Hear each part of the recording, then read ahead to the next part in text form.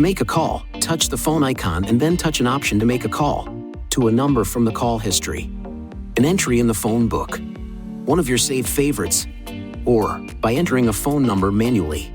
To dial an entry in the phone book using voice commands, push the talk switch on the steering wheel, then say call followed by the name of a phone book entry.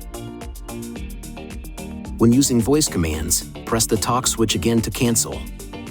To accept an incoming call, press this button on the steering wheel or touch this icon. To reject an incoming call, press this button on the steering wheel or touch this icon. If a call is placed to the phone while another call is active, a notification will appear on the screen. Touch this icon to place the current call on hold and accept the incoming call.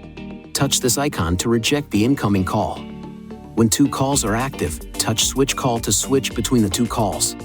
While a call is in progress, you can touch use handset to switch the phone call to the handset for privacy.